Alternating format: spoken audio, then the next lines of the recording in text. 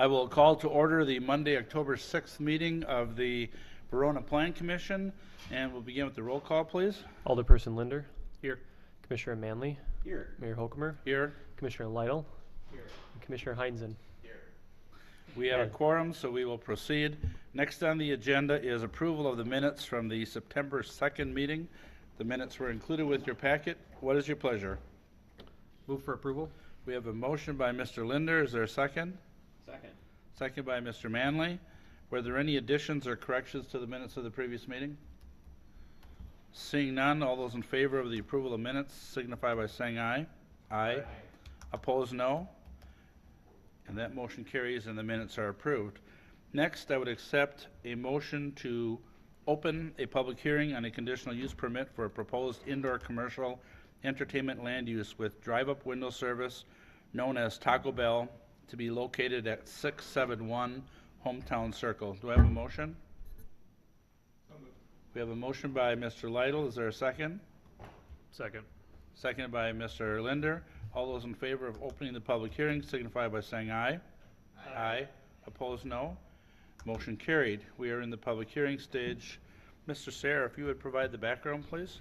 Taco Bell is requesting a conditional use permit to operate a restaurant land use and also a drive-through land use. Both of those uses require a conditional use permit. The public hearing is required by ordinance to be held before the Plan Commission, and this is a recommendation to the Common Council. Thank you, Mr. Sayre. Is there anyone in the public that wishes to speak this evening on this agenda item? Is there anyone from the public that wishes to speak? I'm not seeing anyone that wishes to speak on this agenda item, so I would accept the motion then to close the public hearing. So moved. We have a motion by Mr. Manley. Is there a second? Second. Second by Mr. Heinzen. All in favor of closing the public hearing signify by saying aye. Aye. Opposed, no. Motion carried. So we are now on agenda item 4A. If we were to take action, it would be a recommendation to the Common Council. Mr. Sayre, anything to add? Sure.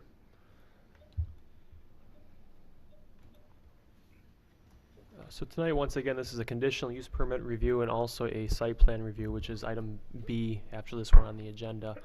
This was before the Plan Commission a couple months ago as an initial review. The applicant is requesting to construct a 2,000 square foot Taco Bell. This would be located at the northwest corner of Hometown Circle and Verona Avenue, immediately east of the existing Dairy Queen on the property and to the west. The applicant is proposing to have 40 indoor seats, and there would also be 24 outdoor seats on a patio that would be located immediately east of the building. Tentatively, they're planning on starting construction in spring of 2015. Staff did review the building from a setback standpoint and does conform to all the required setbacks and also meets the minimum 20-foot building height requirements. Parking and access, the applicant's proposing 31 parking spaces. The zoning ordinance requires 22 parking spaces. The applicant has indicated that approximately 70% of the actual business at this establishment is conducted through the drive-through. From a parking standpoint, for comparison purposes, Dairy Queen to the east has 38 spaces. It does conform, the 31 spaces for Taco Bell does conform to the zoning requirements, and staff has no concerns with it. Pedestrian access to the site is provided from Verona Avenue with a set of steps that would go into the patio area, and there's also a pedestrian connection on the east side from Hometown Circle that would be ADA accessible. Access, the applicant's proposing one access point onto Hometown Circle on the east side. People would enter from the east, would park in the parking lot or use the drive-through and wrap around and come to approximately here. This is where Taco Bell is proposing to put a sign. You can kind of see it on the site plan.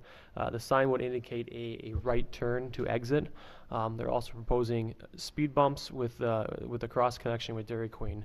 I know we met with Dairy Queen. Dairy Queen had some concerns with the initial site plan that all the drive-through traffic would be exiting through their facility. If you recall, when Dairy Queen was approved, there was a cross-access connection provided on the east and also provided on the west side of the property.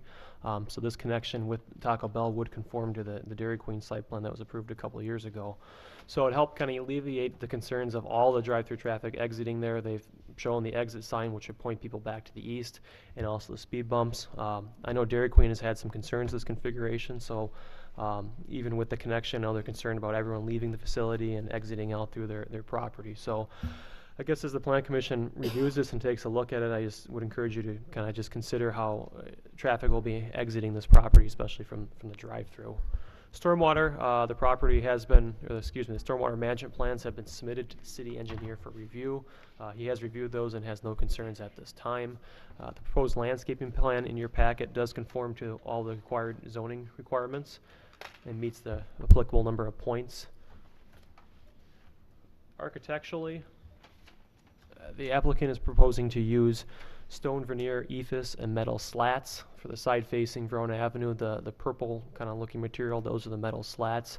Those would be illuminated during the evening hours as well. They have made some changes and added additional stone based upon staff comments and Plan Commission comments from the last meeting. Stone has been added along all the windows on the front facade. Extending along the east side of the building, there's also been stone added along the entire elevation, along both the east and west side. And the rear of the building, they've added a tower feature that is also all stone as well. I think the comment that I heard was from Taco Bell was that I think the percentage of stone on this building now exceeds the amount that's on the adjacent site, and that was one of their goals, to make sure they had more than what was at the Dairy Queen property. So as submitted from architectural standpoint, staff is comfortable with the proposed materials and the design as submitted. We did go through the general and specific findings of facts, which is required for all conditional use permits, and we do find that it does meet those requirements. So that staff does recommend that the Plan Commission recommend to the Common Council approval of the conditional use permit to allow a Taco Bell restaurant with a drive-thru to be located at 671 Hometown Circle. And second, we recommend the Plan Commission approve the site plan to allow for the construction of a 2,006 square foot Taco Bell to be located at 671 Hometown Circle. Thank you, Mr. Sayre. You have heard the background information. We'll open it up for questions or comments. Mr. Manley? Thank you, Mr. Mayor. First of all, I want to just mention that I appreciate the effort to include additional stone material on the facade. I think it's a better looking design than what was originally brought forward, and although very similar, but I just think it's nice when we have an applicant come forward and try and go above and beyond with some of those more aesthetically pleasing materials. From a traffic standpoint, I had a question that maybe you could answer, Adam, and that is, I was looking at the configuration of the drive-through and was wondering if it would make more sense to have an entrance from the east end of the building that would, and I know that it would probably take out 2 or 3 parking spaces, but that would allow for a straight shot at the drive-through coming from the east. It just seems awkward the way it's currently configured, that you'll come in from the north end of the property and then have to make that sharp turn to get into the drive-through queue. Mr. Sayre? Are you suggesting one from Hometown Circle? Correct. I mean, the only potential downside I see there is that if you've got drive-through traffic queuing all the way to Hometown Circle, if somebody was parked between the drive-through and the sort of the southern end, they could get cut off by the drive-through queue, but that could happen, I guess, anyway. Mr. Gunlock? I think the plat along Hometown Circle there to the east, I think that is, I think the plat has it, that's no access all along there. So they're from a zoning standpoint would be prohibited? They're prohibited from having an access off of Hometown Circle that faces, that's north-south there. They have to come in from the north side. Do you remember why we would have done that? We did not want traffic coming in there and trying to make a turn and then backing back to the signal, to the light. Somebody comes in there and there's traffic coming out. Eventually, when gets fully developed, if you get a busy weekend and traffic is coming out there and stopped at the signal and backed up there, and somebody comes in from the south and wants to make a left-hand turn into there and they stop, well, now you've got traffic is blocked. And it could back up into the signal, and we don't want that to happen.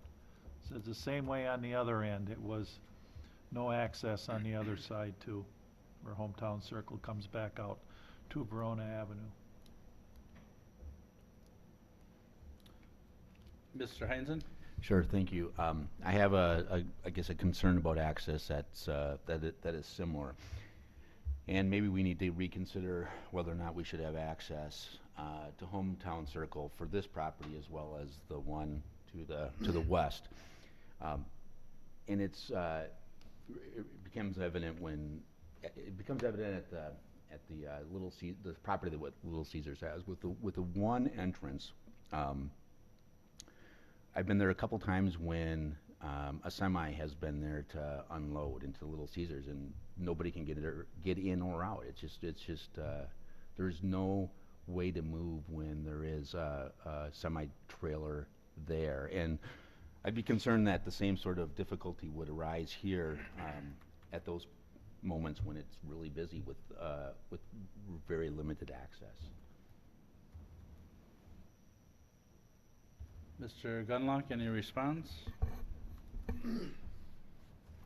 Well, if they are getting deliveries during the day, when they're doing business, they really need to coordinate with their suppliers to bring that stuff in off hours. You don't want semis in their parking lot when they're doing business. I don't disagree with that at all, but in the example of the Little Caesars, I don't know if we have control over when they have the deliveries. It was probably like 8:30 at night, and there is the orange leaf, Yeah. and the bar there. So maybe there's something that we need to do as a commission when we are approving access, but it's a problem, I guess, is what I'm saying, is whether we like it or not, I don't know if we have control over it, but it's a problem. It's probably something that we should mention to the business owners. I mean, if they're getting deliveries when they're during their business hours, they're blocking their traffic. I mean, I think they would realize that they're blocking their traffic and would coordinate with these suppliers to come in either just before they start open their business hours or in the mornings. Most of them probably aren't open first thing in the morning. Generally, deliveries are done early in the morning. But we did limit access on both those roads just so we were not backing traffic into the intersections. Okay, Mr. Linder? I've got a couple questions, but maybe on this does the applicant have any thoughts on that, or how they plan on handling that? Because I know Taco Bell has breakfast, so I don't know If you have thoughts, if you want to come up to the podium, please.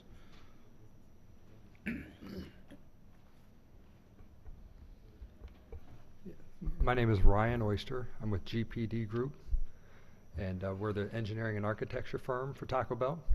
And to help maybe alleviate your concern, Taco Bell will have off business hours delivery, so that they don't, they're the last ones who want to hold up their own business for sure. So they come in early in the morning before they open for breakfast. Okay, Mr. Linder, go ahead. maybe you want to stay up there for a second, but so Mr. Manley was talking about the drive-through, and that's one of the things I noticed is a 90-degree turn in there. Have you guys considered making more of a 45-degree, cut off that little island a little bit and make a 45 into there? Well, the island is cut off. If you can see, the island's pulled back a little bit to allow for them to make that turn, just so that they can make that turn in there. Yeah, I don't know. I would think you'd want it more than that. I think you guys, did you consider it 45 in there or something, you know, to make it so it's still a pretty sharp angle there, and it's not very wide. It's 12 feet, correct? Correct, it is 12 feet wide, and we don't have an issue with pulling it back a little bit more. You know, we can work with city planning on, you know, whatever they would feel comfortable with, you know, pulling that back. Okay. Go ahead, Jack. And then the next thing was the trash bin. Is that the best spot you guys could find for it? Yeah, you know, city planning wanted it behind the building. You know, so that's behind the you know, it's a pretty narrow building. We're kind of limited in our locations for that. Did you want to keep it like between, not go past the drive-through, like instead of putting just north of the retention pond? Again, it was requested by planning to be behind the building. Yeah, I think I can chime in on that. I think the initial location was actually up at the northeast corner of the property, and I said put it behind the building. I mean, I think if the plan commission and the applicant agree that you want to put it behind the pond, it's fine. I think the closer you get to the building, the less likely it is to stick out. So that was kind of what I was looking at. But if the plan commission wants it elsewhere, I don't have any big qualms with that. I look at it when you're in the drive-through, you're gonna be looking at that trash bin the whole time. So, if it was me, I guess I would put it above the retention. Sure, and I may need to confer with my civil engineer. Would there be room to encroach on our detention pond? Sure. Hello, I'm Aaron Filikuski. I'm with Quam Engineering. We're the civil designer on the project. I guess if you want to locate the trash enclosure basically south of those 4 stalls, you're going to encroach on the stormwater management pond. Basically from the back of curb on those 4 stalls, the slope on that bank goes down at like a 3-to-1 or 4-to-1 slope, whatever, it's the maximum slope allowed, to the bottom of the pond, just to make up that grade change. Can you put it where one of those parking spots are? On the north side of that? Yeah, like there's number 4 in one of them, or I don't know what that stands for. There's 4 spots right above the retention pond if you put it in one of those spots. I know you're losing a spot, but I think you're 9 over. You're required, if I'm not mistaken. If they're okay with losing a parking stall, grade-wise, I think it would work. Well, I guess I just. Yeah, we would have to lose a few probably 2 parking stalls, but we could probably make them back up on the north side where it's, Where the lawn is? Yep. You know, and that would get it away from, you know, the drive-through lane. We would be amenable to doing that. Okay. I don't know if anybody else is interested in that, but. Sure, I can show you. So we're talking about moving the trash right there, and adding 2 stalls there. I don't see that would be a The only problem. thing is that the operations are gonna have to walk a little more. Right. Maybe we could They're add going pretty far as it is. Maybe we could add a sidewalk across here to it. Yeah. But I think that's fine. Taco Bell would like to get it away from the drive-through. Mhm. Okay. Okay. If planning's okay with that, then we can move it. I'm fine with it. The plan commission is fine with it. Mr. Maybe Lytle has something to say about it. I don't know. He's raised his hand over there. I know. Scott's had his hand up too. So Jack, did you have anything else? I did. I just want to say I like Yeah. I like the fact that you did do an entrance into the Dairy Queen. I think the speed bump is a good buffer there, and so I would like to see that. And I think the building looks good. I did have a chance to look at the one on, I think it was Whitney Way, and at night. And I think it looks good. So I think you guys made some good improvements to start with, and I think maybe a couple of tweaks will be real good. Thanks. Mr. Manley? Thank you, Mr. Mayor. I just wanted to echo Alderman Linder's comments about the alignment of the drive-through. And I guess my experience at the Taco Bell in Fitchburg in the Super Target area there, it's a similar configuration relative to the driveway, where you come in and you have to make a pretty quick 90-degree turn to get into the drive-through. And what what my experience has been, like if I'm stopping there on my way home from work, is that the cars, if you get more than 3 or 4 cars in the queue who are waiting to order, because, and you can kind of see on the drawing that where the angles of the cars, you really end up blocking traffic that's trying to, the traffic movements that from any vehicles that are trying to, you know, get in or out from, I guess in this drawing would be those stalls along the easternmost portion of the lot. And I think that if you could angle that drive-through queue just a little bit, you'd be able to provide some more room for those vehicles.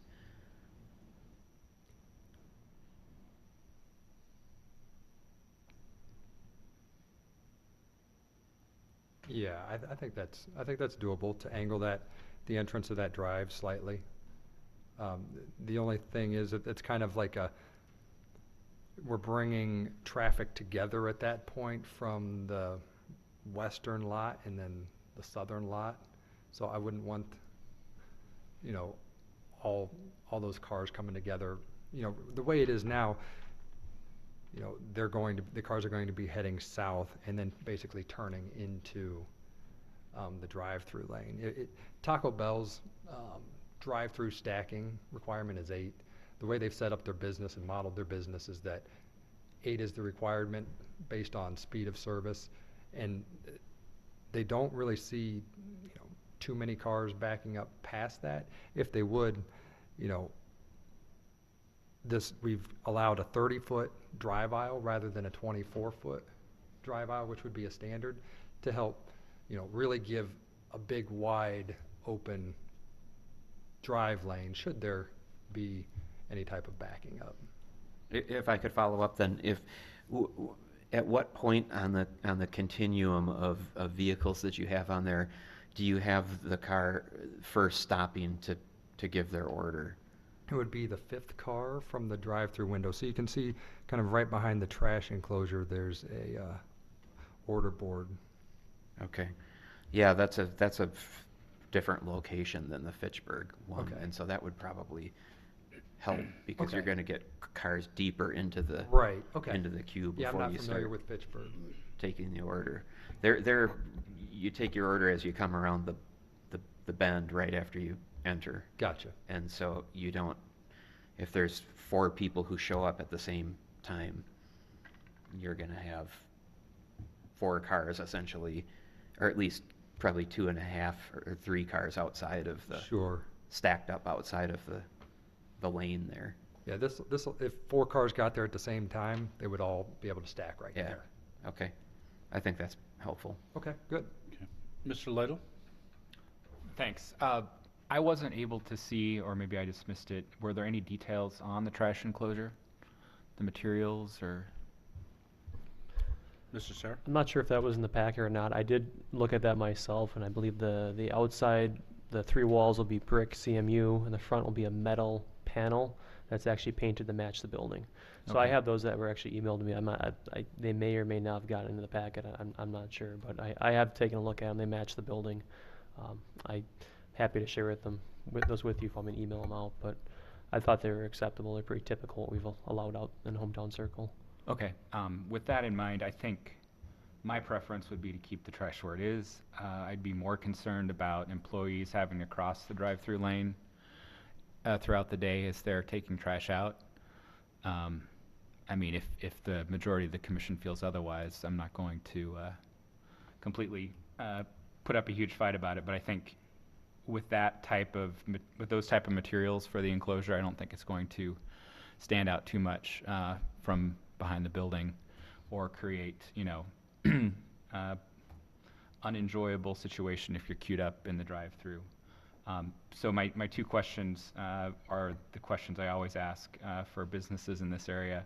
I see on the site plan there's a existing tenant sign. That's the only standalone signage we're expecting for this project. Correct. and just clarifying that there are no limits proposed for the hours of operation as part of their conditional use permit. That's correct. Thank you. Other questions or comments? I would tend to agree with Mr. Lytle on the trash enclosure. I was going to ask the same question as to what type of materials they're going to be made of. And I think I don't have a problem with it being right behind the building, and I think it's a lot more convenient for the employees if it's closer. So as long as it looks really nice, I don't have a problem with it being located where it's positioned right now.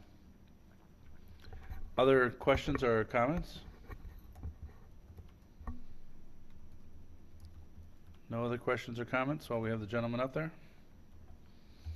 Okay, I will call the question again. Well, we don't have a motion yet. No, we don't have a motion yet. If we were to take action, it would be to make a recommendation to the Common Council for next week, Monday. Do we have a motion? Mr. Manley? I'll make a motion to recommend approval to the Common Council. Okay. We have a motion by Mr. Manley. And were there any contingencies on that? No. We have a motion. Do we have a second? Second. Seconded by Mr. Lytle. We are now open for discussion on the motion.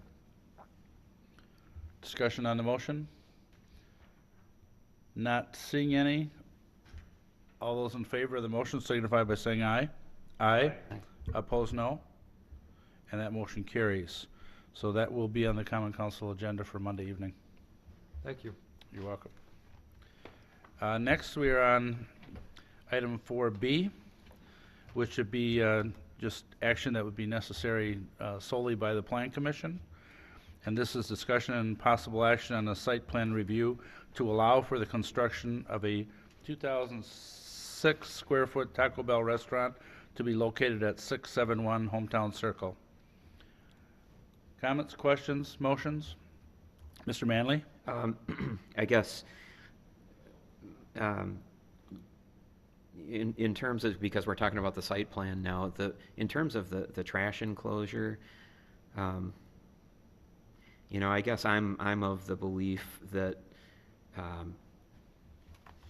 having to sit next to a big trash bin while I'm in the drive-through is probably not the ideal situation for me, especially in the summer. Which is why I think the idea of moving it away from there is probably a good one. I do think that the idea that employees would have to cross a drive-through lane to get there is, you know, a reasonable concern. But if I think to the McDonald's, for example, you've got employees who have to cross not one but two drive-through lanes to get there, and they managed to do so without having problem. So I guess I mean, this isn't a deal breaker for me by any means, but I think that the idea of moving it outside of the, you know, the direct drive-through area is something I'm supportive of. Mr. Lytle? I'm trying to think where the trash is at the Dairy Queen site. Is that right up next to the building? Is it near the drive-through, or is it separated? Mr. Sayre? I believe it's behind the building. I think on the back side facing the north, if I recall from my memory correctly. And in the Hometown Circle with Little Caesars, that one is kind of angled as you come in the drive-through for the Little Caesars at a 45 as you come in and make the turn. Other questions, comments, motions? It's not a deal breaker for me either. Mr. Linder? I'll make a motion to approve the site plan to allow for the construction of a 2,006 square foot Taco Bell to be located at 671 Hometown Circle. We have a motion by Mr. Linder. Is there a second? Second. Seconded by Mr. Manley. We are open for discussion.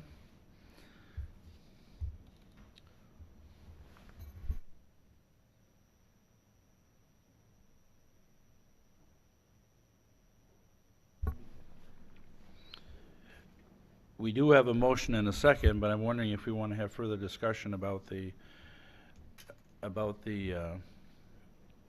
trash enclosure, because right now we just have a motion to approve, and we're not saying where the trash is going to be. Mr. Heinzen? Sure. I could go either way, and I think it would be reasonable to find out from the applicant if they have a strong preference. If you would, please. Or any preference even. Yes, Taco Bell would like to move it over to the area where we show that number 4 on that parking space, if that would be amenable to the council, Plan Commission. Thank you. And Mr. Burns was saying that the Dairy Queen, the enclosure is where? Just north of the drive-through? Yeah, it looks like it's just north of the building, but it is farther away from the drive-through with the way their drive-through is configured. Well, I guess I'll backtrack a little bit, and if the applicant is fine with moving it, then I'm fine too. I think it does make some sense of having it away from the drive-through, even though I'd rather have it closer to the building. So I'm just wondering if the motion and second are amenable to that? Yes. Okay, then we'll let the minutes reflect that. Is there further discussion on the motion? Seeing none, all those I'm sorry, go ahead. Are we Mr. just Lynn? clarifying that we assume that will involve the elimination of 2 parking spaces that will be made up on the north side? Or do we just want to get rid of those 2 parking spaces? Mr. Sayre? I'm fine with either way. They're over parking, so I mean, they're over the minimum amount, so if the plan commission is fine with them adding the 2 spaces if they want to, by no means, from my standpoint, do they have to. Would you like to add them? Yeah, I would like the option to keep them. Okay, Yep, that sounds good. that's fine. Further discussion on the motion? And again, this is to approve the site plan. All those in favor of the motion signify by saying aye. Aye. Opposed, no. Motion carried. Thanks again. You're welcome. We can go now? We are now on agenda item 5, which is discussion and possible action regarding initial site plan review to allow for the construction of a 5,472 square foot commercial building to be located at 710 East Verona Avenue. Mr. Sayre, if you would provide the background, please. Thank you. This is an initial review to allow for the construction of a 5,472 square foot building at 710 East Verona Avenue. This property is located immediately east of the proposed Taco Bell that was here tonight, kind of east of that cemetery that's out on Verona Avenue. As part of the kind of site planning process, the staff has requested the applicant master plan the property. There is still land north of this area, but they've master planned the southern half. So we have the initial 5,472 square foot building here, a potential addition of 5,200 square feet, and another building of 6,000 square feet that could possibly go here in the future. The focus for the applicant right now is this 5,472 square foot building right there, and it would have a drive-through to it. From a bulk standpoint, it appears that the buildings do meet all the required setbacks. This property is located within the downtown overlay district, so it does have the certain special requirements that it has to meet. Access to the site, as we've talked about with past proposals, is very challenging. The access from Verona Avenue is restricted to a right-in, right-out. So the applicant is proposing to have this as a right-in, right-out. This would be a public roadway that would extend to the north. It would then have a T-type intersection here. To the west, there would be a temporary cul-de-sac. This temporary cul-de-sac would remain in place until the Farm and Fleet parcel to the west develops. At that point, this road would be extended into the Farm and Fleet parcel and then ultimately to Hometown Circle, where people would have access to a traffic signal. Until that actually happens, the applicant will be utilizing access through the county facility to the east. They'd go through the county facility through their parking lot to a full intersection where they could then make a full left-hand turn or a right-hand turn. If and when this connection through Farm and Fleet is made, this east connection would be closed off and eliminated at that time, forcing people to only go to the west. One thing to note with the road here, the applicant is proposing a 54-foot wide right-of-way and it would be 32 face-to-face for the street itself. A typical city street is 66, and it's also then 36 feet curb to curb. The request for this kind of exemption of typically what we require is one, there'd only be sidewalk on one side of the road. To the east here it's a pretty steep drop off into the bike trail. It really doesn't serve any purpose to have a sidewalk on that side. The second reason is this property is very narrow along Verona Avenue, so even chewing up that extra 12 feet would have a dramatic impact on the site. So staff is comfortable with the smaller right-of-way and the slightly smaller road, with the condition that the street be labeled as no parking. There could be no parking on the street. We've run the numbers on it. Semis fit in the road, but it would have to be restricted to absolutely no parking on this roadway. But with that, staff does encourage the Plan Commission to review the access to the site and the road itself.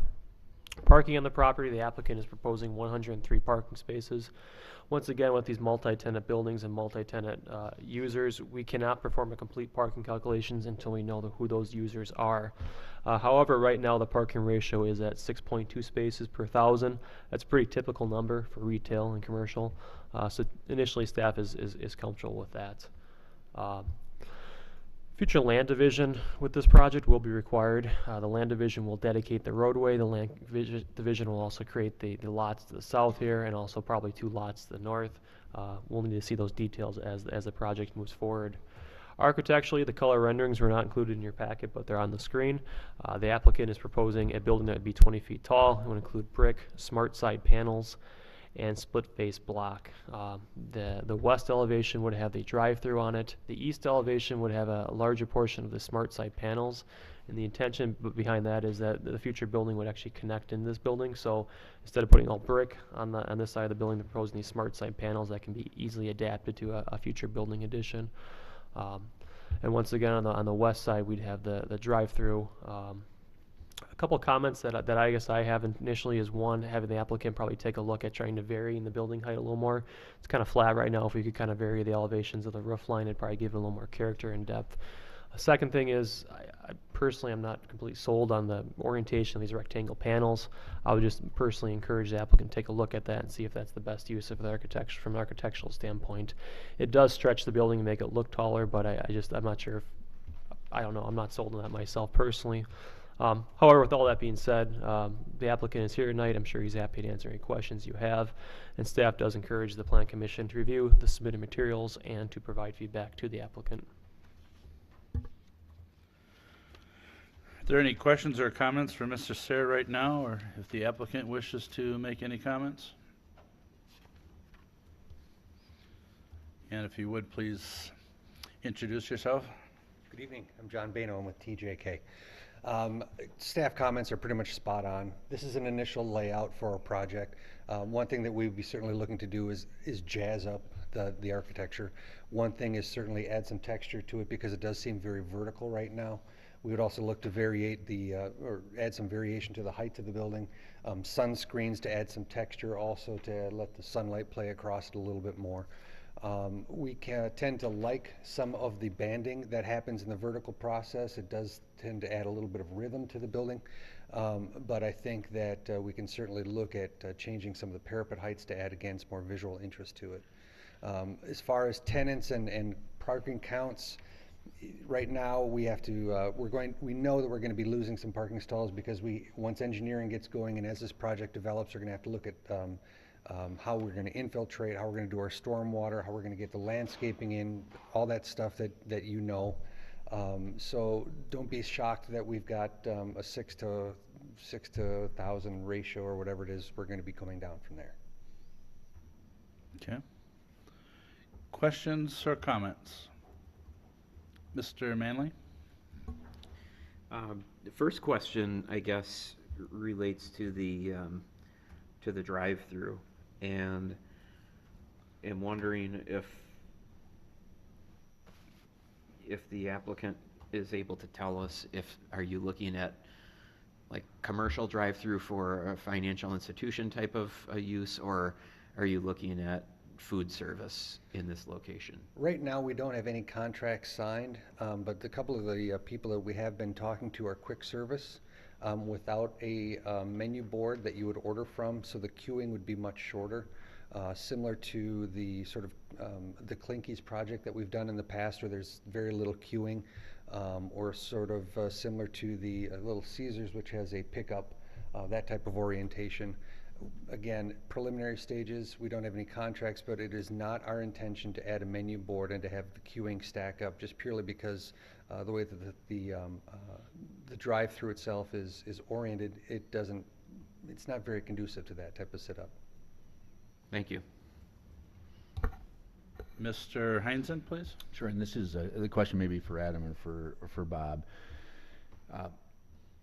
I recall this parcel, it's been before us I think a couple of times, but one was a restaurant, and my question is, has there, in the, I guess the previous incarnations, has there always been the roadway to the north on this parcel? Mr. Gunlock? You mean the east-west roadway to the north? Yes. Yeah, we've always had some kind of a connection to the west. It's been in a different format. Before, the north-south road was actually more in the middle of the property. Now they've moved it to the east side of the property.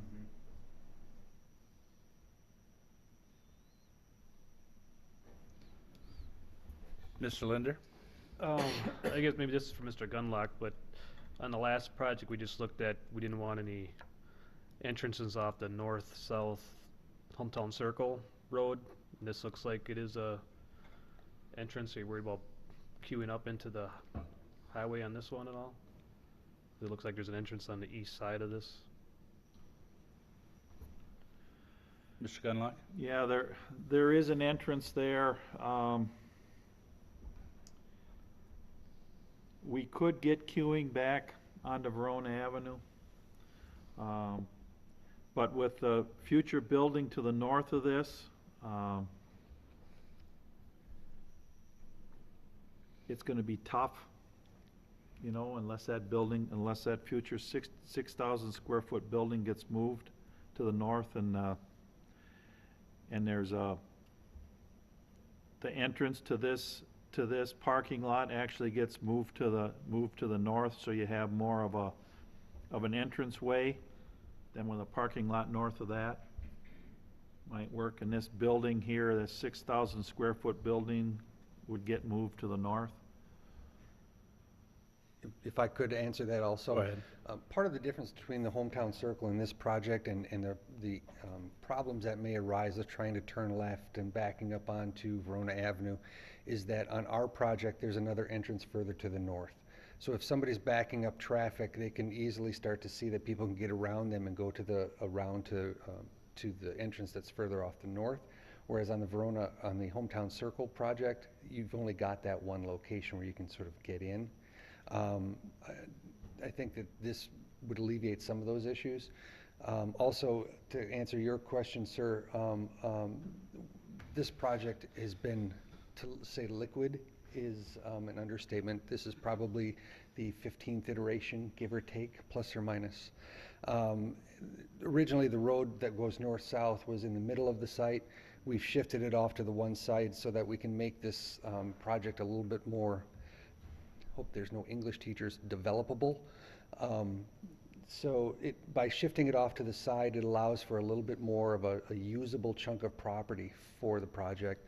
And then we have always had that east-west road, whether it's got a little bit of a curve in it or whether it was a straight T, there's always been a little bit of flex in that as well. Go ahead, Mr. Heinzen. No, that's the road. The road you're talking about there is the one that is at the north side of the property, that right now has a cul-de-sac on it then, right? Mr. Lytle? I guess one comment is, although as a city we've been a little bit schizophrenic about this, but I do think we want to have these building fronts parallel to Verona Avenue. That's the way the last couple of Hometown Circle projects have gone in versus true east-west. So that may help you, it may hurt you, just depending on how you're looking to lay out those buildings. Okay, is that, I'm going to ask, because I know that the zoning code is written that it has to be on the orthogonal grid, but that it was up to the designer to find out if it was truly better for the development to go parallel, or if it was still to go orthogonal to the grid. In our instance, we can go to meet the zoning code and actually have it on that north-south grid. And because it doesn't really hamper or hurt us on a smaller piece of property, it might. So I guess I ask. Mr. Sarah? Regarding that true east-west requirement, we did eliminate that from the ordinance, so that's actually not in place anymore.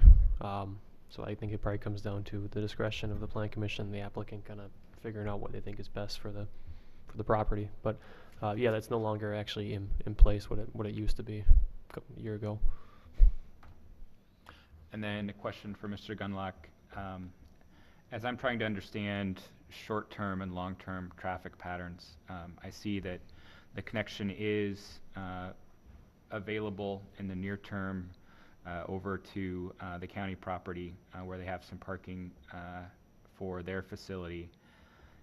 Is that an intersection that at some point in the future may become signalized? Is that just a way for it to be more than a right-in, right-out access? Mr. Gunlock? There's a full median cut there.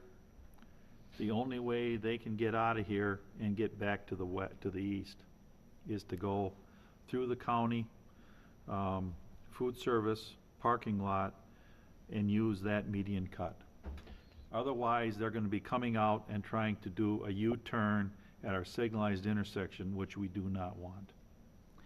And is it at all reasonable to think we would be able to have a more standard street width if we, when this project's fully developed, to the east there, where the county has their parking lot? Or is that it is what it is and it's not That going would to be closed. As this parcel gets fully developed and we can get out through Farm and Fleet, the east drive out would be closed and they would have to come to the west and come to the signalized intersection at Verona Avenue. Okay.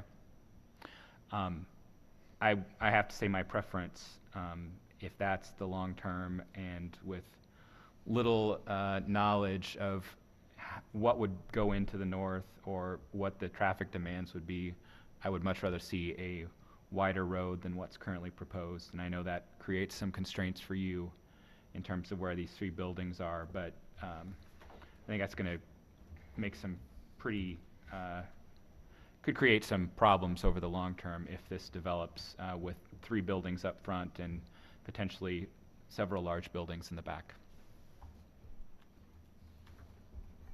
Mr. Linder?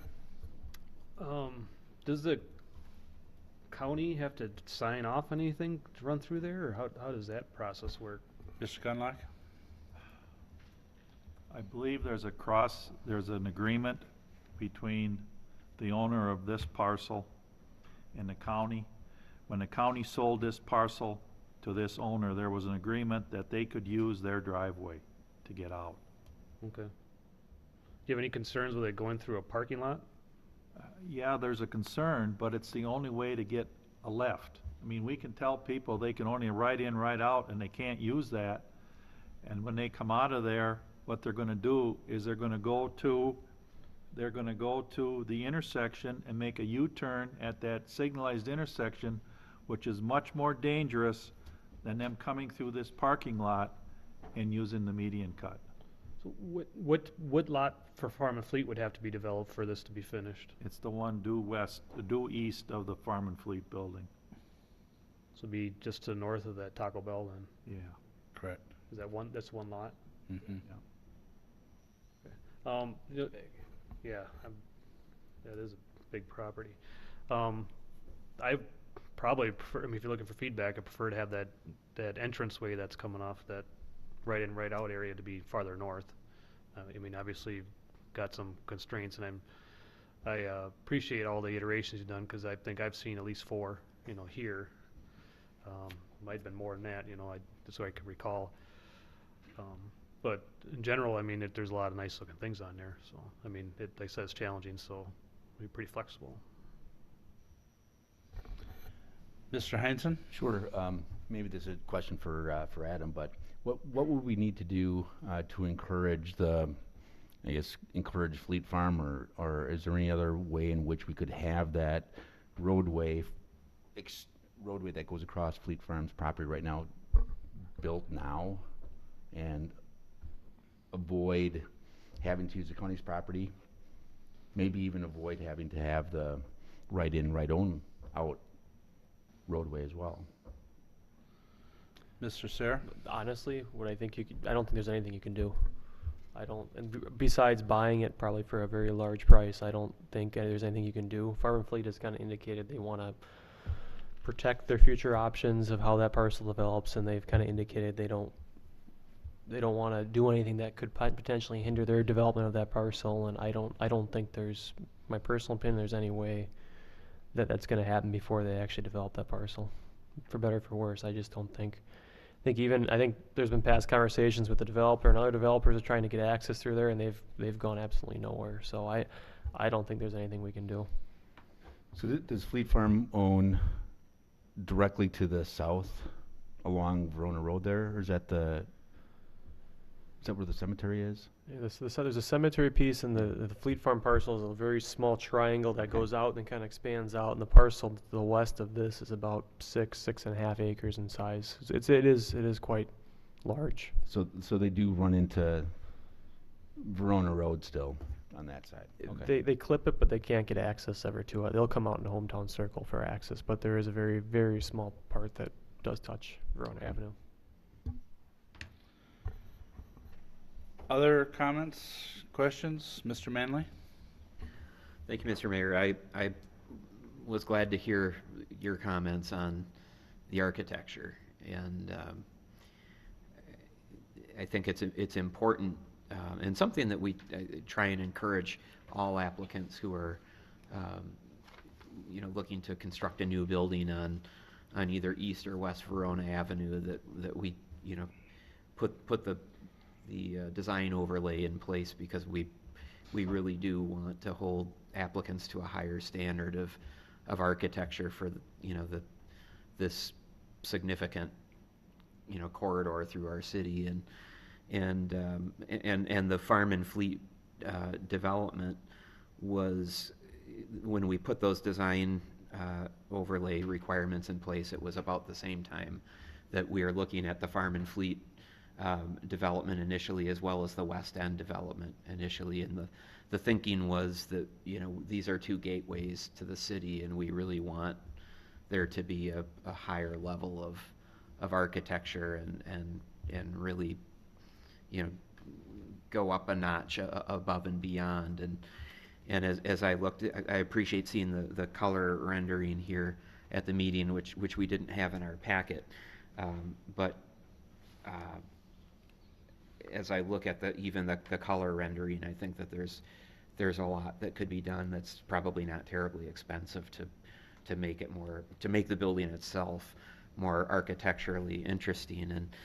And I guess my other comment related to architecture is, when this is going to be a very visible building from Verona Avenue, and so when we think about the southern elevation, which you'll see directly from the roadway, that's obvious, but the east and west elevation will be quite visible too. And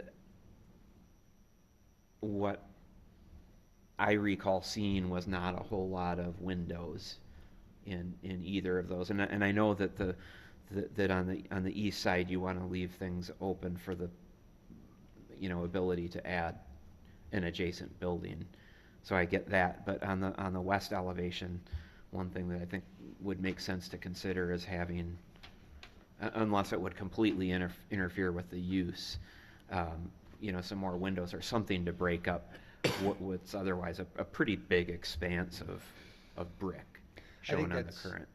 I'm sorry. No, I'm done. I think that's perfectly reasonable. The balance that we try to strike is that we've all seen it. You drive down the street in any town USA, and the problem is that we put all this glass into the buildings thinking that it really livens up the space, but then they get either blinds in them or they get advertising in them, because, as you know, most retailers like to have their front of house, back of house type of setup. So we can certainly add more windows. I think that's a reasonable request to make. I've just got to strike somehow, kind of a balance, not to put so much of it in that it begins to look like a missing tooth in a smile kind of thing. And one more, if I could. Sure. So is it the consensus of the Plan Commission that you like to have the building oriented to Verona Avenue, or that I just don't want to do this wrong? My eraser is wearing out.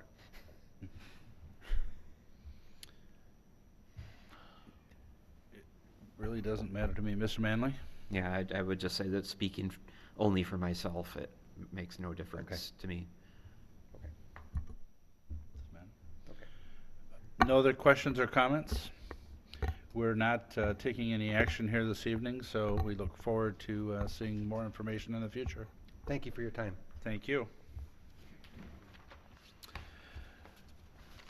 Agenda item number 6 has been withdrawn for this evening, so we are on agenda item number 7, which is review of the draft North Neighborhood Plan. Mr. Sayre, if you would, please. Thank you. I'll just have a short presentation tonight and then kind of open it up for your comments, questions, etc. So we've kind of seen a few draft land use maps for this neighborhood plan. The actual entire plan, the whole document was in your packet, and I'll briefly go through that. Once again, as a reminder, the North Neighborhood is actually the area in color here. It extends approximately to the boundaries of Madison on the east, to the north, which is County Highway PD, McKee Road, and to the west, the Country View Road, and to the south to the city limits. For the most part, the existing land uses in the neighborhood include, you have Epic on the west, you have a lot of farmland, you have about 160 acres of active quarries that are still mining today, and then you have a scattering of typical town-type homes and lots in various areas. We also have 2 churches, and then on the east side we have a large expanse of just wooded open space that has not been built on and is difficult to build on due to some steep slopes. So in a nutshell, that's basically the planning area. A couple of the issues and opportunities that we've kind of pointed out in this plan is, one, it's in a closed basin. What that means is stormwater, for the most part, from the central area does not drain anywhere. So lands within that area around County Highway PD and County Highway M, when it rains, it fills up and it has no place to go. It doesn't discharge out of the basin itself. Unlike most areas that go into creeks or rivers, this area, the water actually stays within the land there. So there's a very large stormwater pond that is planned as part of this neighborhood plan.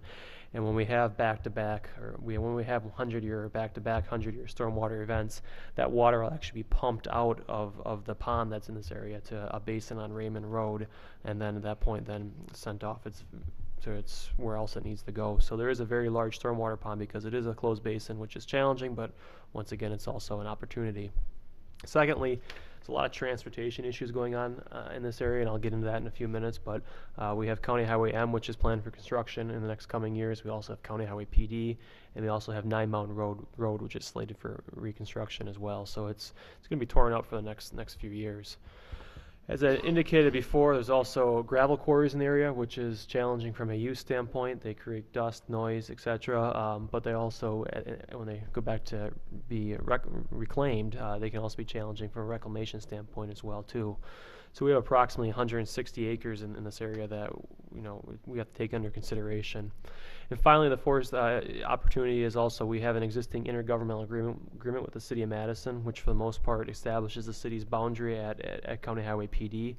It also establishes a buffer area along County Highway M and PD from the intersection, extending 1,000 feet south from the intersection and 1,000 feet west of the intersection and approximately 300 feet deep off the roadway to kind of provide as a community separation. That's something that we're still working with City of Madison to kind of address and resolve in our agreement. The second thing is with the town of Verona, we do not have any agreements in place, and the challenge with that is by state statute we cannot create town islands of property. So as this land develops, that's something that we're going to have to overcome and address as it moves forward. So those are probably the 4 biggest kind of issues and opportunities within the planning area itself. The plan itself that's in your packet, when we looked at land uses, we divided those into 3 sub-planning areas. We have the eastern planning area, And we have the central area, which has most of the development actually going on. And then we also have the red area, which is the western planning area, and that's mostly lands that are owned by Epic or quarries or currently being farmed by a couple property owners. We also looked at phasing of this area. The area in orange are the lands that would be probably the initial phase. When County Highway M is reconstructed in 2016-2017, that's when utilities will be run down the roadway. So obviously, lands along County Highway M are probably the first ones that'll be developed. We also have the Zing parcel here, which is currently owned by Tony Hendricks. That's actually in the city right now and in the urban service area, can go at any point. But lands in the orange would be the first ones to go, then we'd be scaling back from there in phase 2 as you get deeper into the neighborhood. And then finally the purple area, the furthest away from the services and utilities, those would be the last lands that would probably be developed. Once again, from a transportation standpoint, the whole area will be under construction for the next few years. 9 Mountain Road is planned for reconstruction in 2015. That is a city project. That'll become 4 lanes in 2015. County Highway M is planned for reconstruction in 2016 and 2017. There'll be 4 lanes in most spots and also 6 lanes north of the intersection of County Highway PD and M. County Highway PD extending east into Madison, that's going to be reconstructed in 2017 to be expanded to 4 lanes. And also planned right now in 2018 is the reconstruction of County Highway PD going west to connect in with the remainder part that isn't done as part of the 9 Mountain Road project. So lots of future expansion of the existing roadways. The neighborhood itself has a variety of roadways that we've kind of planned initially. We have a larger east-west collector street, that would, or a larger road that would come across the middle of the planning area. We would also make connections in the southern end here to existing roads that were stubbed at the end of subdivisions to provide that better connectivity, that north-south movement that is lacking in the entire area. And then we have just a variety of roads that are just kind of contemplated in this area. And I think it's important to note any roads you kind of see in the white on here, those are just conceptual. Those are how they potentially could lay out. For the most part, the intersections are locked in place, but the road itself of how it goes north, south, east, west, that is going to move. We also took a look at off-street paths. As part of the County Highway M project, there is a path planned on the west side of County Highway M.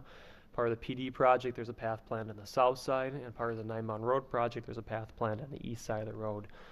Within the neighborhood itself, we have paths planned along most of the major roadways and also connecting into park areas and also connecting into school areas as well too.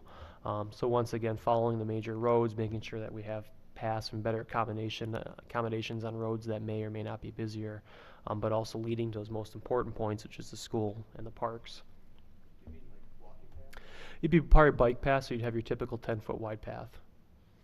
So it'd be for walking and for biking. The big one for biking is what we've heard from, obviously, from Epic and their employees, is they'd like a better way to kind of get through this neighborhood, and especially the area right now that's safer. Right now they usually come down M or cut across and cross country, but trying to find a safer way to get them kind of over to their work would be beneficial to both the bikers and also the motorists as well too. But it would be a 10-foot wide path. That's the initial plan, at least. From a land use standpoint, before I talk about that, the purple dots on here are access points. Once again, those are, for the most part, kind of set in stone. We will have a planned access point on 9 Mountain Road. That's being taken into consideration along with the design of that roadway right now. A potential access point here, if and when this parcel, this 15 acre parcel here would develop, an access on the west side onto PD. We'd have one that would line up directly across from the golf course entrance. That would be possibly a traffic signal lighted. The one right here would be an access point as well that would then kind of dump into the commercial area. This one right here off the intersection, that would be restricted to a right in, right out to the commercial area here. This access point here would be, once again, a full intersection with a traffic signal to it to help accommodate the commercial and future development to the west. And then we'd also have a full access point across from Einiken Drive too. From a use standpoint, we can start on the east side. We have a lot of lands planned on the east as kind of being open space. It gets hilly as you go east towards Madison. A lot of those lands would be very challenging to develop from a cost standpoint, utility standpoint, and a service standpoint. We also have the existing substation at the corner here, which is planned as open space, or I guess staying the same. And there's a parcel adjacent to that as well, which is very difficult access with the new traffic alignment in this area that would be planned as keeping that as open space. It's wooded right now. The blue church here on the east, that would remain the church right now. They've had a parcel south of the church for sale for quite some time now. It's approximately 10 acres. We have anticipated the front half at the signalized intersection would be commercial, and the back half would be a single family type use. And trending south, going south here, most likely, most of these would stay the same. These are existing town lots that are in place right now. This is about a 20-acre parcel. It's west of Redden. It's currently a farm field right now. That's planned for single-family home development in the future. We'll jump all the way over to the west side, the west sub-planning area. We've designated all this land as future office space to accommodate Epic at some point in the future, if and when they do decide to grow there. That doesn't mean you'll have campuses all over in that area. Epic has a variety of uses, especially along the west side of their boundary with the solar field and the geothermal. So it'd be an Epic-type office use. Focusing in the central planning area, we have both commercial, residential, and some institutional uses planned as well. The red area is planned as commercial uses / mixed use. The plan kind of gives some flexibility to it if that's commercial or more of your typical mixed use building that would have the retail on the first floor and residential units above on the second and third floor. And what the plan says is that we currently have in the brown areas here, which is the multifamily, approximately 28 acres planned as multifamily. And what it says, if there's a future need for people requesting additional multifamily, that the plan encourages the people to actually look at the red area for more of a mixed-use project instead of having the straight multifamily, having it in a mixed-use area. And that's partially driven by the fact of trying to create a unique character to this neighborhood, but also fits with the city's residential phasing policy, which does recommend that, or does kind of exempt multifamily that's in a mixed-use project from that phasing policy. So it was kind of a twofold reason of kind of taking a look at that. The multifamily in brown, we've tried to position that closer to the roads, kind of more of the larger road areas where you have larger traffic already. Our past practice as a city has we've been sprinkling it around in single family areas. This plan doesn't recommend doing that. It recommends clustering it closer to the major intersections and major roadways to kind of help facilitate and reduce those traffic concerns with that. So that is a pretty significant change from what we've recommended in the past. This green area on the screen here, this is that stormwater pond, that regional basin that is planned because this is a closed basin. So that area is approximately 23, 24, 25 acres in size. The size is based upon a stormwater report that was completed by the principal landholder in this area a couple of years ago. So the size of that pond, the reason for it being so large is actually based upon a stormwater management plan. We have a elementary school site planned in the central area here. That site currently is approximately 13 acres. It may shrink at some point depending on obviously what the school district does and the exact location of the school site itself. But as of right now, it's 13 acres, and it would have a park adjacent to it as well too, similar to what we've done at Glacier Edge and Country View too, having the park right next to the school. It works well, and it allows for more efficient services.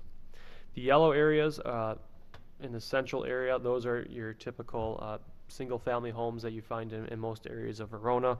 Approximately 215 acres of this area is planned for the single-family uses.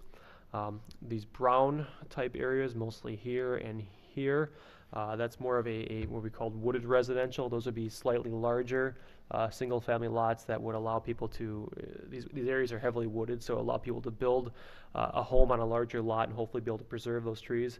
We thought there'd be some, hopefully preservation of those areas, but I mean, without actually saying it can't be developed, we thought that would be the best solution to say, you can build there and we'll still keep a lot of the trees in place there. So we have approximately 56, 57 acres planned is that wooded residential as well too. We also have the existing church on County Highway PD remaining in place. And then we've also planned the quarries on the east side of the road. That's being planned as future open space, and that's based upon the existing use and obviously the reclamation plan at some point for the non-metallic mining company to revert that back to more of a natural look to it. So we thought the best use, obviously, with the challenge is the fact that it's a quarry, and also the fact that you already have a lot of traffic in that area because of Epic. And looking at that, we thought open space would probably be the best use of that quarry area. So that's approximately 80 acres. I think potentially over there, ideally, we could possibly see some athletic fields at some point. It really would depend on the interest of the quarry owner and operator. So in a nutshell, that's the future land use component of the plan. The second thing that I really wanted to point out in the plan is that we do have some general design standards that we've established in here to try to start setting the character of how this may look and trying to establish those kind of on the front end of before development actually happens. So we have it kind of indicated already in the comprehensive plan. This is what we're going to be looking for from a building standpoint and design standpoint. So the actual plan itself talks about setbacks, especially in those commercial areas, how buildings should be situated on the lot, how they should be located, trying to create more a pedestrian type walkable feel and community to it. Looking at signage, making sure signage is consistent with each other, has a consistent theme to it. Lighting as well too, looking at lighting, making sure that the fixtures match each other. It may seem like a minor detail, but when you kind of start putting all stuff together, it creates more of a unique kind of community that blends very well. Parking, where parking can be located, trying to avoid overbuilding the parking as well, but focusing on making sure that it's not the focal point, that the building is actually the focal point, and actually then having building and architectural design criteria kind of laid out in the actual comprehensive, in the neighborhood plan, saying these are the type of design features that we're looking for, these are the type of materials that we're looking for. And the reality with that is a lot of the requirements that we've been putting in place for developments, those are the recommendations that I'm putting in here. So it's not a big difference from what you've seen before in other developments. It's just trying to lay that groundwork so we can get that in place now, and when developments come in, hopefully we can try to avoid a lot of the debate and discussion of what we're looking for. If we can lay it out clearly now, it will hopefully save us time later on. One of the things I should point out, the City of Madison did have a chance to review this as part of our intergovernmental agreement with them. It's a joint planning area that they have the opportunity to provide comments on it as well, and they also are, by the actual agreement, they need to approve the plan too. So Madison did take a look at this. One of the requests was they asked us to modify the current buffer language in the actual planning document, and the reason for that is that their council and plan commission have not weighed in on that yet, and they really don't want to put language in here that actually has not been adopted by their plan commission and council yet. It puts them kind of in an awkward position. It hasn't been finalized yet. Bill and I met with staff from Madison. We're fine kind of loosening that language a little bit and making sure that it's clear that, yes, we are still working to revise that language in the plan, but nothing has been finalized yet. We can kind of soften what was put in this plan. So we're fine with basically saying that we're still in discussions in Madison and revised language would be included within a future agreement of some type. So we're fine with amending what's in here right now. The second thing that came from Madison is that they actually recommended that, the current plan encourages a lot of the design standards. They actually recommended that we beef up that language and actually adopt design standards for this neighborhood. And their concern especially, which is understandable, is along County Highway M and PD. From a staff standpoint, as I said before, I think a lot of the stuff from the design standards we've been doing. I'm fine changing the language in here to add a recommendation that we adopt design guidelines for this area of the city based upon what's in this plan. I'm comfortable with that. That would have to come back to the Plan Commission and Council ultimately and be codified, but I'm fine strengthening the language within this plan to say that was something that we'll do. I'm comfortable with that myself. Go ahead, Mr. Manley. Mr. Sayer, can you talk about what type of design standards the City of Madison is recommending that we adopt or codify in this agreement? They were comfortable. Or in this plan? Yeah, they were comfortable with the ones that we had on pages 23 and 24. So if you go to the plan, what it basically says, I can go through them if you like. It talks about decorative and functional awnings should be a common element in commercial uses.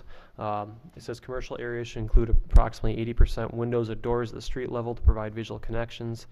35% of the windows at street level should be clear glass. All building faces visible from a public street should use design features similar to the primary front facade. A minimum of one building entrance shall be provided along the building facade facing the street. Preferred exterior materials include kiln-fired brick, stucco, wood siding, fiber cement siding, and high-quality cultured stone. and also discourages exterior materials, including vinyl siding, split-face CMU, EFIS, gravel aggregate material, smooth-face CMU, vertically orientated metal siding, and panelized products. Any use of these materials approved by the Plan Commission shall be an accent feature and not the predominant feature of a building. It also goes on to say all exposed sides of the building shall use similar or complementary materials as the front facade. Canopies, awnings, and covered porches and gable roof projections should be provided along facades that give access to buildings, accentuate entrances, and give shelter to visitors. And finally, commercial buildings, especially retail uses, should engage public streets by providing significant visibility through the ground floor facade to activities or displays within the building. Once again, back to windows. So they weren't requesting additional language. They were just encouraging or suggesting that we should take a stronger stance on design guidelines, that we shouldn't just say we should encourage you to do it. They said if you're going to recommend in the plan, you should probably just adopt it. It's better to actually codify it because then you know it's going to happen. And to an extent, I agree with that, because if you actually codify it, then you have the kind of the teeth to really enforce it. And the plan, as written right now, recommends us adopting these. If you were to codify it, then you would be able to actually enforce these, which a lot of these, for the most part, are pretty typical what we've been doing so far.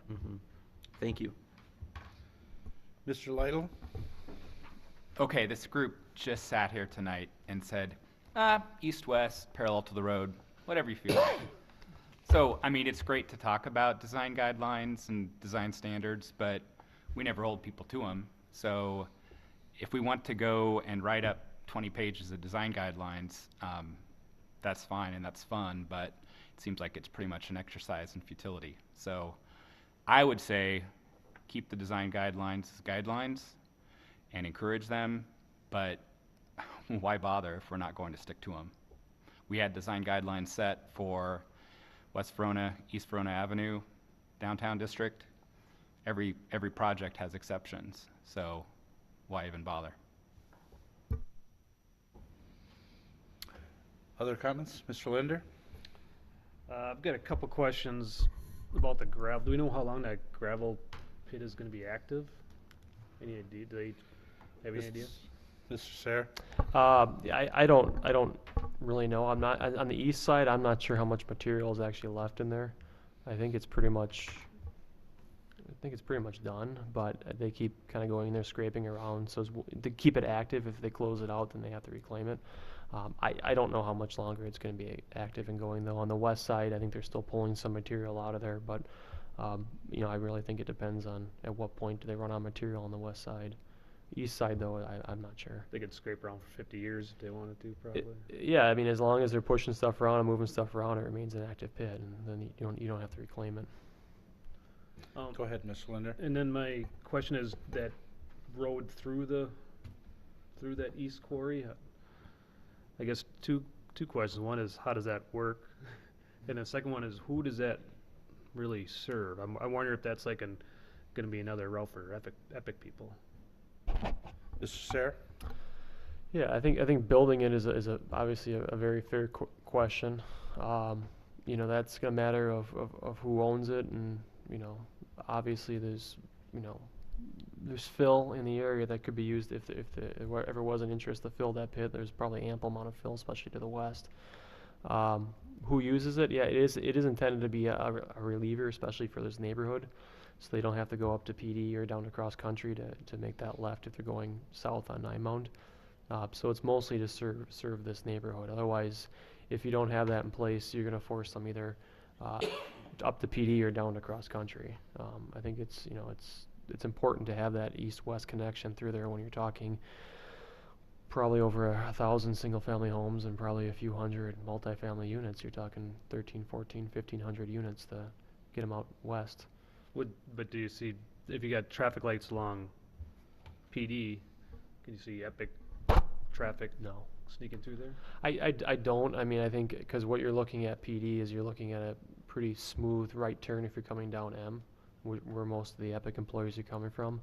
And then most likely at the intersection here, you'll have probably a tunnel that would be free flow underneath County Highway PD to Nine Mound. I think it's going to be quicker and safer for them and less inconvenience to take this way because there won't be any stops or traffic signals. I mean, at some point here, you'll probably have a traffic signal or at least stop signs in there to slow people down, and you're not going to be doing your 40, 45 miles an hour that you would on the county highway. Okay. Go ahead, Mr. Linder.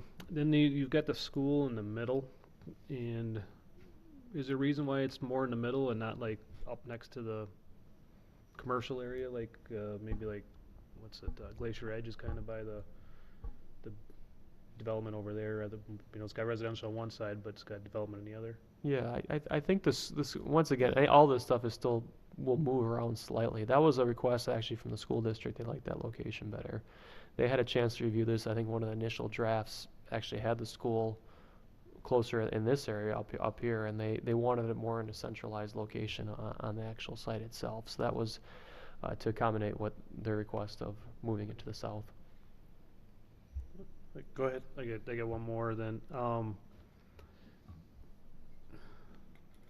The lots that are in the town now they're probably on well and septic, how does that get incorporated? Do they stay in the town and we just go around them? Mr. Sarah? Well, that's going to be one of the challenges we have to face, because I think you're probably talking, especially those two right there on County Highway M. That there's two houses back there. It's a challenge that we're going to have to face. Of, if we don't have an agreement with the town, you can't make those town islands. And how do you work around those? It's going to be challenging. I don't have a good answer to it, to be honest, right now. It's something we're going to have to talk with the town and talk with the council about, of how we work around that. I think ultimately, from their standpoint, if and when their septic does fail, I think at that point, if they have sanitary sewer on the front of their property, that's probably when they'll look and see if it's feasible to hook into it. But they won't be required to hook into that, most likely, until it fails. That's usually how it happens. People, instead of spending $30,000 on a mound system, will look at, can I hook into the city services instead, and that's usually when they hook in. Go ahead. What about the ones in the town next to the quarry? Next, back in here. Right there, yeah. Same thing. Same thing. I don't know if those will ever be on city services. I think you go up a hill as you go from there. In that one, we really haven't taken a good look at that. The plan for now is to keep them in the town. Okay. Thank you. Other questions or comments? Mr. Manley? Thank you, Mr. Mayor. I think Mr. Linder had asked about the school property, and I think we certainly want to try and be a good partner with the Verona Area School District. I think the city has always tried to do that, and I think that's the right thing to do. But when I look at what has been under consideration by the school district over the past 6 months to 9 months, it's been changing pretty significantly, pretty rapidly, and I just don't know how much sense it makes to try and design a neighborhood plan around the location of a school that hasn't been approved by the school board, and where the district doesn't even own the property. I think from a planning standpoint, it makes more sense to cluster the non-residential uses that would be associated with a school with the commercial. It's similar to Mr. Linder's point on where Glacier Edge is located. That being said, if the school can only put it in a certain location,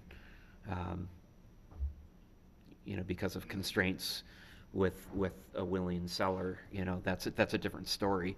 But I think we should at least be open to the idea of having that land use adjacent to other non-residential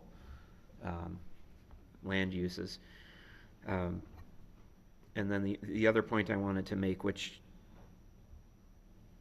hasn't been brought up yet. Are you done with your presentation, Adam, or are you? I had one more slide I can go through real quick. Okay, then I think maybe I'll just hold off and let you finish. Okay, the last slide was just the next steps in the process. Obviously incorporating comments here tonight. I need to address the City of Madison staff comments that they made to me in some fashion regarding the language in the buffer, and also the design recommendation that came from Madison. This also does require the approvals of the City of Madison. It will need to go to their Plan Commission and their Common Council, be approved by resolution. And then obviously concurrently or just immediately after that, I'll take it to back to the Plan Commission, public hearing, City Common Council for approvals. We'll adopt it, and at that point, our intention is to submit to CARPC to start their urban service area amendment process for a variety of lands in this area. So that was the last slide. Questions, Mr. Manley? Thank you. First of all, I want to begin by saying I think this is a really well done, well thought out, well conceived plan. I'm found that there's quite a bit to like about it. There were just a couple of comments that I had. One of them related to multifamily, and that being that during the time that I spent on the city council, one of the things that I heard most often, or one of the most controversial topics in the second district where I represented, was the issue of the location of multifamily housing and what the intensity, the appropriate intensity of multifamily housing is. And I think that it's been the city's policy that we want to have different types of housing options available in the city, including non-owner occupied. When I look at the land use map, or the proposed land use map in the plan, I think that the location of the multifamily makes sense to me because it's adjacent to commercial land uses, and I think you're more likely to minimize the types of conflicts that we've seen in the Westridge neighborhood, where the multifamily that was originally planned on the northern end of that subdivision was not wildly popular, to put it mildly. As well in the Harmony Hills subdivision, where we saw the single family develop before the multifamily, and that created a lot of consternation among the property owners there. And so I think that to the extent that there's an appropriate amount of multifamily to go into the north neighborhood, locating it in the immediate vicinity of the commercial land uses does make sense. The other thing that my time on the city council, one of the things that I heard over and over and over again was the pretty strong sentiment of not liking the idea of bringing Madison Metro buses into the neighborhoods of our city. And I noted that the plan actually made reference to the city is supportive of bringing Madison Metro into this neighborhood. And that seems to me like a pretty significant policy decision. And I'm not sure what the basis for making the statement that the city supports that is or not. I think that unless there's been a huge change in public opinion, at least in that part of the city, and this is the part of the city in question, I don't think I ever talked to one person who wanted Madison Metro bus service running through neighborhoods in the city of Verona. I think everybody recognizes the benefit of the limited service bus lines that are, take Epic employees to Epic, to and from Epic. But a lot of us moved to Verona because we wanted the unique character of, kind of a smaller town, hometown USA, and not sort of a light beer version of Madison. And I'm afraid that the more, we introduce elements of, that you can find anywhere else in the greater Madison area, including Madison, like Madison Metro's bus service, we're just taking a step closer to becoming, a smaller version of Madison. And so I guess I would like to reconsider the idea of putting into the North Neighborhood Plan, the foregone conclusion that the city of Verona is supportive of introducing Madison Metro bus lines into that north neighborhood. I would concur with you on that. Any other, Mr. Lytle? Just to clarify, I have stepped off my soapbox at this point. I actually tend to agree with you, Scott. I think while there may be some benefits to serving the outskirts of that area, it might be better to stay silent on the issue rather than have Madison insert themselves into that discussion and make that a condition somehow of their approval. I guess the other question I wanted some clarification on, I know you showed land uses and wooded residential being as a land use. Would that fall cleanly into one of our zoning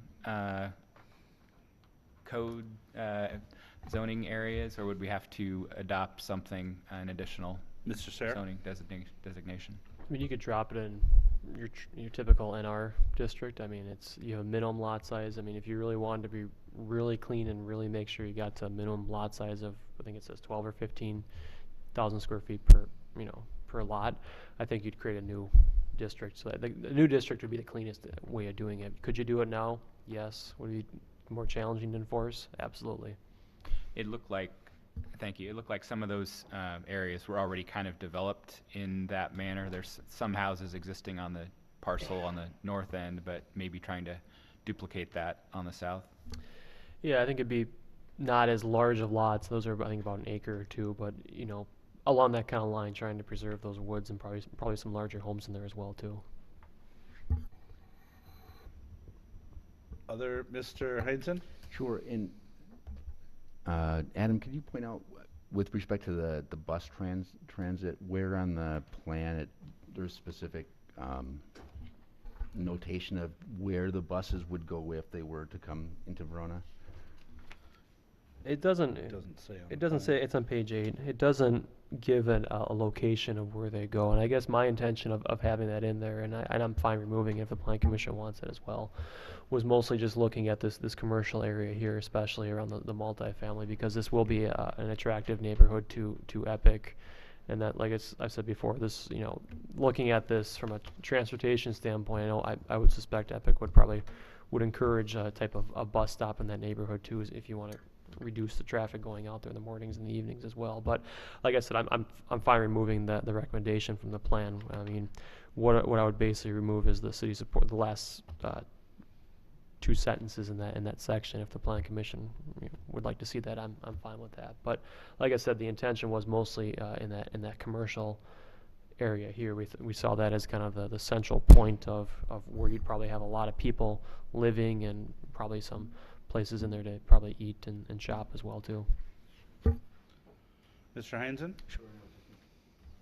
And I think that I may have a different opinion of this than some others on the Plan Commission, but I think that if it's one thing to say to have buses going through completely residential streets, that doesn't make really a lot of sense. But if we're talking the main corridors, M and PD, I think there's a lot of value to having bus service to those areas, just as it is going to Epic right now. And there are a lot of communities outside of Madison that have bus service that I think doesn't diminish the value of those communities. Middleton has the Madison Metro, I think. City of Monona does, as does Shorewood Hills, as does Maple Bluff. And I think that to the extent that there's value there, we ought not to simply not give it serious consideration. Thank you. Other comments, Mr. Linder? Yeah, the last slide you showed, which I thought you were done, so that's why I was asking questions. I apologize for that. The last slide you had you know, approvals from the plan commission and such. Did you have, like, what exactly are you looking for approval, and what, do you have like a time frame when you're looking for? Mr. Sayre? You know, the reality is the city of Madison process is gonna take me some time. I think that best case, in a perfect world, I could probably get through that within a month and a half, 2 months, but I would guess that's probably gonna take 2 to 3, maybe 4 months at the most to get through that. So I think it really depends on the Madison. They need to find someone who will sponsor the resolution that will actually go to Plan Commission. Once they can find a sponsor, I can get the Plan Commission present to them, assuming it goes well.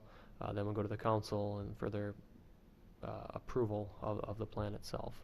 So timeline, it's, you know, January, February, March 2015. I'll be back before Plan Commission and council. That's my intention. But the big question mark is Madison and how quick I can move through that. Because we all know the carp seed could take a while, so. Thank you. Well, we all know that we need to keep the process moving, so, and staff is aware of that as well, so. We are not taking any action on this this evening, so we'll move on. Sure, I'm sorry, go ahead, Mrs. Sayre. One more thing, to go back to Madison, I think regarding the buffer language that's in there, I guess the first question to the Plan Commission, do you have any concerns with me modifying that and just clarifying that it has not been finalized by both our respective councils and that it'll be finalized in a future agreement? Are you fine with me changing that language to something similar to that, I guess? I'm comfortable with that. And the second part, I guess, is regarding those design guidelines. I know Madison's going to ask me about that, and that's a recommendation that came from their staff. And the reason I'm emphasizing on it is that if I could have clarifications before I get to their Plan Commission regarding this, because if we can clarify it before the staff does their staff report, it would be very beneficial to all parties involved to make sure that's clear. So I guess, is there any thoughts from the Plan Commission on how we should handle that? Mr. Burns? Yeah, I just wanted to add in, and it relates to both of these items. I think from some of the discussions that we've had with City of Madison staff, and they've had some staff turnover, I think that there's a recognition that the buffer language as it is in the current agreement probably doesn't make sense. It's too big, and I think there's an openness to an alternative. One of the alternatives that we had talked about is having a high architectural standard, something to make an attractive entrance to the two communities in that area. I think a lot of that relates back to the design guidelines. So I think part of where that comment is coming from City of Madison is saying, okay, we understand that we don't want to have this large open space buffer. We want to have something that's attractive.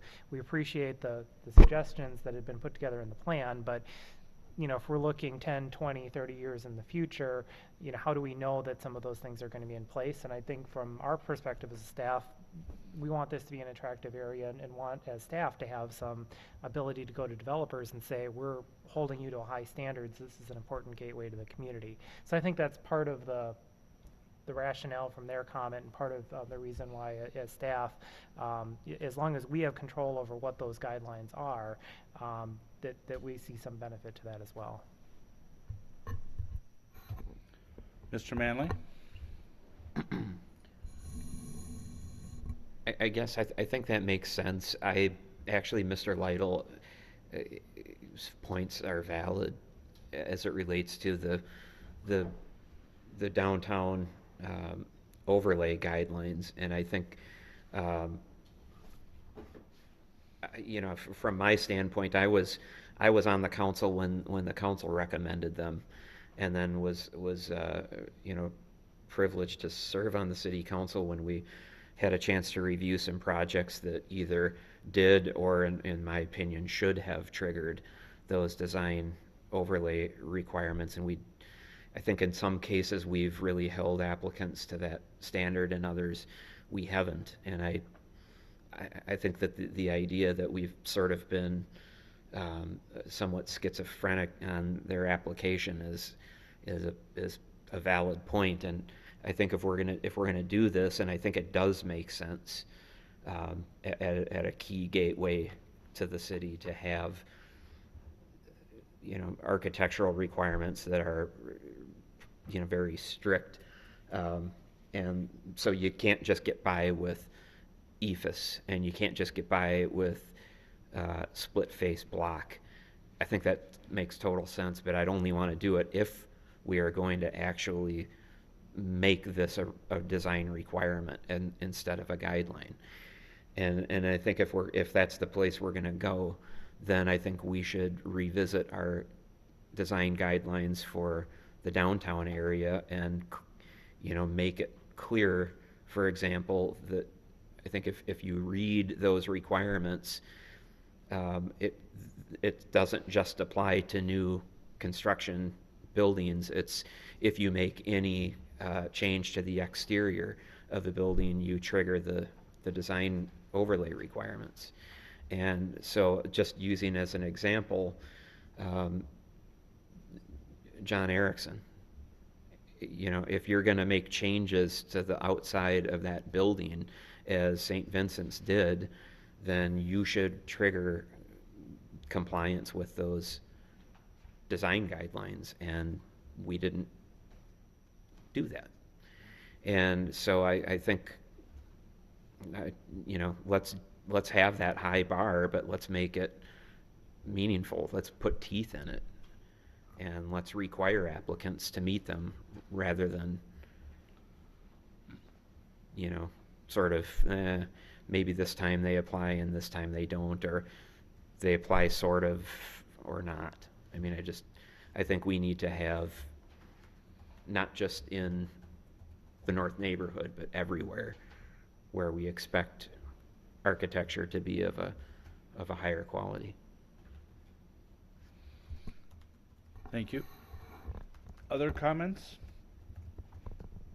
Okay. Next on the agenda, we want to talk about moving the November meeting date to Wednesday, November 5th, due to the elections occurring on Tuesday. Does that work for the 5 of us that are here? Okay, I think it works for me too. So we'll just plan on it. And with that, there is no other business before us this evening, so a motion to adjourn would be in order. We have a motion and a second to adjourn. All those in favor of adjournment signify by saying aye. Aye. Opposed, no. Motion carried, and we are adjourned. Thank you.